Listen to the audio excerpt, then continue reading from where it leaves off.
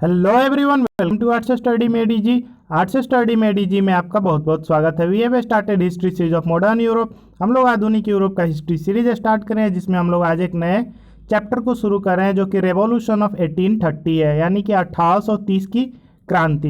ये हमारा पहला लेक्चर है। इस लेक्चर में हम लोग डील करेंगे कि 1830 के रिवॉल्यूशन का बैकग्राउंड क्या था, यानी कि कारण क्या था, जिसके कारण शुरुआत कहाँ से होता है, उसका पूरे बैकग्राउंड को देखेंगे और कौन कौन से कारण थे। ठीक है, तो उसको हम लोग इस लेक्चर में कवर करेंगे। तो 19वीं सदी की यूरोपीय क्रांति यानी कि रेवोल्यूशन ऑफ 19th सेंचुरी का ये पार्ट है। इसमें 1830 की क्रांति है, मैटरनी का ईरा है, पूरा मैटरनी का युग जो है वो भी एक तरह से क्रांतिकारी युग ही था, जिसमें मैटरनी का पतन होता है। तो वो उसके बाद 1830 की क्रांति आता है, उसके बाद 1848 में भी क्रांति होगा। तो आज हम लोग 1830 के क्रांति को देखेंगे। तो 1830 का जो क्रांति था ना, उसका भी काफ़ी ज़्यादा इंपॉर्टेंस है किसमें, वर्ल्ड हिस्ट्री में। वस्तुतः जो है नेपोलियन के पतन के बाद यूरोप में पुनर्गठन का कार्य शुरू हो गया था। पूरा यूरोप को क्या करा गया था, मतलब वियना कांग्रेस के तहत जो है यूरोप को एक तरह से रीऑर्गेनाइज करने का प्रयास किया गया। इसी के तहत वियना कांग्रेस में फ्रांस में बुर्बो राजवंश को पुनर्जीवित कर लुई 18वें को शासक बनाया गया। अब जो वियना कांग्रेस हुआ था उसमें वहाँ पे फिर से राजवंश को लाया गया, मोनार्की सिस्टम लाया गया। फ्रांस में लुई 18 को रूलर बना दिया गया। ध्यातव्य हो कि 1828 में लुई 18 की मृत्यु हो गई। अब लुई 18 को तो बना दिया गया, लेकिन 10-12 साल, कितना 14 में हुआ था, 14 साल बाद, यानी कि 1828 में लुई 18 की मृत्यु हो जाती है। अब लुई 18 की जब मृत्यु हो जाती है तो उसका पश्चात उसका भाई चार्ल्स दसम गद्दी पे बैठ जाता है। अब चार्ल्स दसम जो था वो काफ़ी ज़्यादा स्वेच्छाचारी शासक था, स्वेच्छाचारी एवं क्रांति का घोर विरोधी था। स्वेच्छाचारी मतलब फिर से वही वाला सिस्टम चलाने वाला, यानी कि सेल्फिश टाइप्स, उसको प्रजा से कोई मतलब नहीं हो, उस टाइप्स का राजा था। तो वह राजा के दैवीय अधिकारों के सिद्धांत को मानता था। इसका भी वही मानना था कि राजा क्या एक तरह से देवता का ही अवतार है। और फ्रांस में 17वीं-18वीं शताब्दी के शासकों के समान निरंकुश शासन व्यवस्था की स्थापना करना चाहता था। यानी कि जो ये कौन था, चार्ल्स दसम जो था, वो भी वही चाहता था जैसे कि फ्रांस में पहले चलते आ रहा था। फ्रांसीसी क्रांति के पूर्व जो शासक लोग थे लुई सीरीज के, तो ये भी वैसे ही चाहता था, शासन को एक तरह से चलाना, निरंकुश रहना, दैवीय अधिकार को मानना। वह कहता था कि इंग्लैंड के राजा की तरह शासन करने की अपेक्षा मैं लकड़ी चीरना अधिक पसंद करूंगा। तो एक तरह से इसमें वो दिखाना चाह रहा है कि इंग्लैंड का जो राजा था उसके पास पूरा पावर नहीं था। एक तरह से इंग्लैंड में पार्लियामेंट भी चलता था और राजा भी चलता था। राजा के पास मतलब एक लिमिटेड अधिकार था, राजा के ऊपर चेक्स एंड बैलेंसेस थे, वो सब कुछ निरंकुश होकर के नहीं कर सकता था। लेकिन ये चाहता था चार्ल्स दसम कि ये सब कुछ निरंकुश होकर के करे, ये एक डिस्पोटिक रूलर हो, खुद को देवता के समान माने। तो ये ऐसा चाहता था, इसलिए वो इंग्लैंड वाले राजा को बोल रहा है कि उसे अच्छा तो हम लकड़ी चीर ले, वैसा राजा बनने से अच्छा है। चार्ल्स दसम की घोर प्रतिक्रियावादी नीतियों ने फ्रांस को क्रांति के मुहाने पर ला खड़ा कर दिया। यानी कि इसका जो पॉलिसी था ना, प्रतिक्रियावादी था, एक तरह से बदला लेने का भावना था। उसके बाद ये इस टाइप का पॉलिसी लाया जिसके कारण जो है फ्रांस जो है फिर से क्रांति के मुहाने पे आ जाता है, फिर से क्रांति की तरफ आ जाता है। यही कारण है कि इतिहास में इसे राजा द्वारा की गई क्रांति की संज्ञा भी दी जाती है। अब हम लोग देखेंगे 1830 की क्रांति के कारण कौन कौन से थे। तो चार्ल्स दसम प्रतिक्रियावादी शासक था, ठीक है। सत्ताहीन होते ही उसने सत्ता विरोधियों का दमन करना शुरू कर दिया। यानी कि जो जो उसके अपोजिशन में थे, जो जो सत्ता में उसके अपोजिशन में थे, उसका वो दमन करना शुरू कर दिया था। इतना ही नहीं किया, वो प्रेस एवं भाषण पर पूर्ण प्रतिबंध, यानी कि प्रेस और फ्रीडम ऑफ स्पीच पे पूर्ण प्रतिबंध आरोपित कर दिया। फिर उसका प्रमुख उद्देश्य क्या था कि चर्च एवं राज्य को क्या करना है, फिर से एक कर देना है। जैसे पहले चलते आ रहा था कि चर्च का अभी भी राज्य पे बहुत ज़्यादा हस्तक्षेप था, तो ये भी वही करना चाह रहा था। अपने इन्हीं उद्देश्यों की पूर्ति करने के लिए उसने कई कदम उठाए, जैसे चर्च की आलोचना करने वालों के लिए 7 वर्ष की सजा का विधान, कैथोलिक धर्म विरोधी अध्यापकों को पदच्युत करना, यानी कि जो भी चर्च का विरोध करेगा, चर्च के बारे में बोलेगा, आलोचना करेगा, उसको 7 वर्ष सजा। उसके बाद कैथोलिक धर्म विरोधी जो लोग भी थे, ठीक है, जो भी अध्यापक उस टाइम चल रहे थे उनको क्या कर देना, जो प्रोटेस्टेंट का एक तरह से प्रचार प्रसार कर रहे थे टीचिंग कर करके, उनको एक तरह से उनके पद से निष्कासित कर देना, हटा देना। चार्ल्स दसम ने कुलीनों के हित की रक्षा करते हुए क्रांति के दौरान हुई उनकी आर्थिक क्षति हेतु एक बड़ी रकम दी।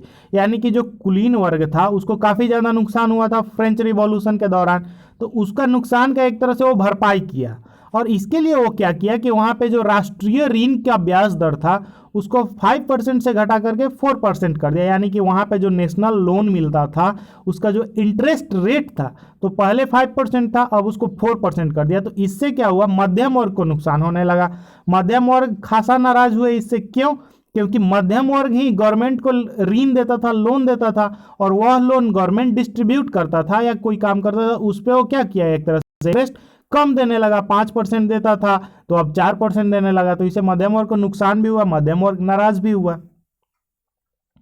1830 में चार्ल्स ने घोर प्रतिक्रियावादी नेता पॉलिग्नैक को अपना प्रधानमंत्री नियुक्त किया। ये एक और ज़्यादा इसी की तरह जो था प्रतिक्रियावादी नेता था पॉलिग्नैक, ठीक है। तो उसको ये क्या करता है, अपना पीएम बना देता है, प्राइम मिनिस्टर बना देता है। अब इस नियुक्ति का जनता द्वारा काफ़ी ज़्यादा विरोध किया गया। विरोध को दबाने के लिए पॉलिग्नैक द्वारा 4 अध्यादेश जारी किया। कौन कौन से वे 4 अध्यादेश थे उसको हम लोग देखते हैं। तो पहला अध्यादेश में था कि जो राष्ट्रीय प्रतिनिधि सभा था उसको भंग कर देता है। दूसरा अध्यादेश में मतदाताओं की संख्या को घटा दिया जाता है, यानी कि मताधिकार को सीमित कर दिया जाता है। वोटिंग राइट जो था उसको अब सीमित कर दिया जाता है। अब केवल फिर से कुलीन वर्ग के लोग ही मतदान कर सकते थे। ये तो सारा जो भी करने लगा ये फिर से 1789 के पहले ले गया ये फ्रांस को। एक नए कानून के तहत दिसंबर 1830 में निर्वाचन कराने की बात कही गई, यानी कि फिर से एक तरह से इलेक्शन टाइप का प्रोसेस जो भी वहाँ पे निर्वाचन का चल रहा था उसको फिर से कराने का कोशिश किया गया, बात कहा गया। प्रेस की स्वतंत्रता को छीन लिया गया। अब बिना राजा की अनुमति के कोई भी समाचार प्रकाशित नहीं किया जा सकता था। सर्वप्रथम फ्रांस के पत्रकारों द्वारा इन अध्यादेशों के विरुद्ध एक घोषणा पत्र प्रस्तुत किया गया जिसमें उन्होंने फ्रांसीसी जनता से इसका विरोध करने की अपील की। तो जब फ्रीडम ऑफ स्पीच छीन लिया गया, फ्रीडम ऑफ प्रेस छीना गया, तो सबसे पहले आवाज़ प्रेस वाले ही उठाए। प्रेस वाले प्रेस के माध्यम से जनता तक ये बात पहुंचाए कि ये लोग ऐसा ऐसा कर रहे हैं कि आप लोग इसका विरोध कीजिए। तो फलता जो है विद्यार्थी, उदारवादी, गणतंत्रवादी, बोनापार्टिस्ट आदि सभी ने अपने पारस्परिक मतभेदों को भुलाकर एक स्वर में राजा की निरंकुशता का विरोध किया। 26 जुलाई 1830 ईस्वी को अध्यादेश के प्रकाशित होते ही संगठित विद्रोह शुरू हो गया तथा पेरिस की गलियां स्वाधीनता के नारों से गूंजने लगी।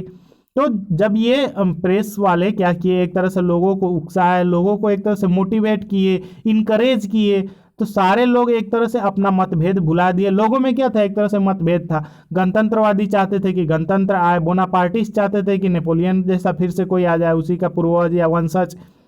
विद्यार्थी का अलग डिमांड था, सब में मतभेद था। लेकिन ये सब लोग अपना अपना मतभेद भुला करके निरंकुशता का विरोध करने के लिए वहाँ के गलियों में नारे गूंजने लगे। वे लोग सब लोग सड़कों पे उतर गए। ठीक, उसके बाद ध्यातव्य हो कि वयोवृद्ध नेता लफायते द्वारा इस क्रांति का भी नेतृत्व किया गया। यानी कि एक नेता थे लफायते नाम के, वो इस क्रांति को लीड किए। 27 से 29 जुलाई तक, यानी कि 3 दिन तक, 27 जुलाई, 28 जुलाई और 29 जुलाई तक राजा और फ्रांस के जनता के मध्य क्या हुआ, भीषण संघर्ष जारी रहा। अंततः जो है सम्राट का पराजय हो जाता है और क्रांतिकारियों द्वारा, यानी कि जो रिवॉल्यूशनरीज थे, वो पेरिस पर अधिकार कर लेते हैं। उल्लेखनीय है कि ये 3 दिन पेरिस के इतिहास में गौरवशाली 3 दिन के रूप में याद किया जाता है। ध्यान रखिएगा, 27 जुलाई, 28 जुलाई और 29 जुलाई को ही 3 ग्लोरियस डे के नाम से हिस्ट्री में याद रखा जाता है। पूरे वर्ल्ड के हिस्ट्री में और साथ में पेरिस के हिस्ट्री में तो याद रखा ही जाता है।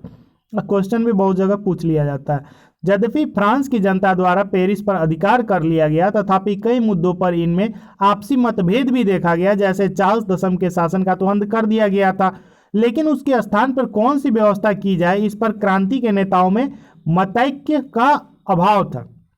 यानी कि अब तो ये लोग राजा को हटा दिए, पेरिस पे अधिकार कर लिए, लेकिन जो लीडर्स थे या जो रिवॉल्यूशनरीज थे, फिर से उनमें आपस में ही मतभेद हो गया कि अब लीडर कौन बनेगा, अब रूलर मतलब कौन बनेगा उन लोगों में से। और उसमें भी जो है उनके मत में काफ़ी सारा व्यय था, यानी कि एक साथ मत नहीं आ रहा था। कोई किसी और को बनाना चाह रहा था, कोई कुछ और चाह रहा था। गणतंत्रवादी गणतंत्र का स्थापना करना चाह रहे थे, उदारवादी जो है चाह रहे थे संवैधानिक राजतंत्र की स्थापना हो।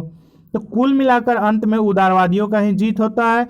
31 जुलाई को फ्रांस के जनता जो है लुई फिलिप को फ्रांस का राजा घोषित कर देता है और इसी तरह जुलाई क्रांति का अंत हो जाता है वहाँ पे। तो thank you for watching, stay tuned with us. आज के लेक्चर में इतना ही।